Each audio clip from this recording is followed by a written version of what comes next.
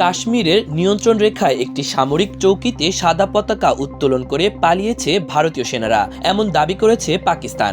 বুধবার Al Jazeera এক প্রতিবেদনে জানায়, পাকিস্তান সরকার তাদের অফিসিয়াল এক্স অ্যাকাউন্টে এ দাবি করেছে। এদিকে পাকিস্তান ভারত নিয়ন্ত্রণ রেখায় গোলাগুলিতে 10 জন ভারতীয় নিহত হয়েছেন। বুধবার সকালে এ তথ্য জানিয়েছে ভারতের একাধিক গণমাধ্যম। ভারতের গণমাধ্যম জানিয়েছে, ভারতীয়দের মৃতের সংখ্যা 10 জন ছাড়িয়েছে। উত্তপ্ত পরিস্থিতির জেরে জম্মু ও কাশ্মীরের সীমান্তবর্তী গ্রাম থেকে বাসিন্দাদের নিরাপদ আশ্রয়ে সরিয়ে নিয়ে যাওয়া হচ্ছে। ভারতীয় সেনাবাহিনী বলছে, নিহত সবাই বেসামরিক নাগরিক। এছাড়া পাকিস্তানের এ হামলায় আরও অনেকে আহত হয়েছেন বলে জানানো হয়েছে। পাকিস্তান সেনাবাহিনীর দাবি, ভারতের ক্ষেপণাস্ত্র হামলায় পাকিস্তানে 26 জন বেসামরিক মানুষ নিহত হয়েছেন, আহত হয়েছেন প্রায় অর্ধশত। যদিও পাকিস্তান এবং তাদের অধিকৃত কাশ্মীরের 9টি স্থানে 24টি ক্ষেপণাস্ত্র হামলা চালিয়ে 70 জনকে হত্যার দাবি করেছে ভারত। সরকারি সূত্রের বরাত দিয়ে এনডিটিভি বুধবার এ খবর জানিয়েছে।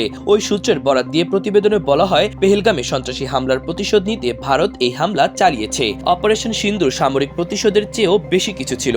24টি সুনির্দিষ্টভাবে সমন্বিত ক্ষেপণাস্ত্র হামলার মাধ্যমে ভারত প্রমাণ করেছে যে তারা আর সীমান্ত সন্ত্রাসবাদ সহ্য করবে না, এমনকি রাষ্ট্রীয় প্রতিষ্ঠানগুলোর সহযোগিতাও সহ্য করবে না।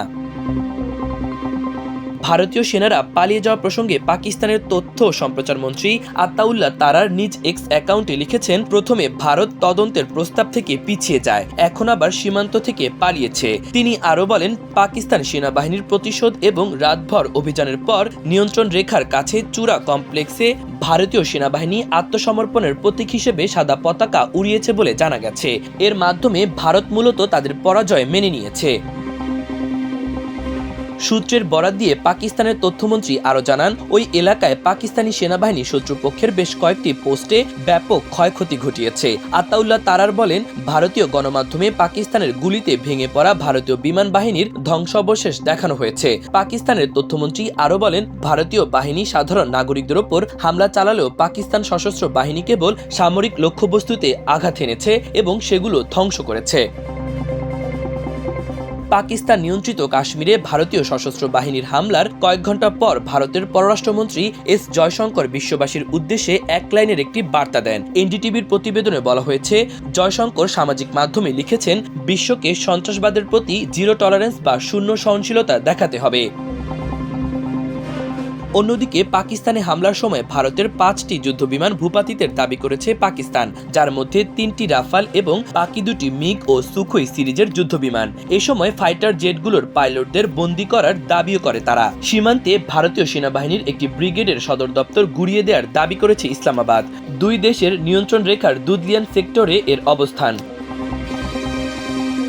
পাকিস্তানের গোলাবর্ষণে কমপক্ষে 10 জন ভারতীয়ের মৃত্যু হয়েছে।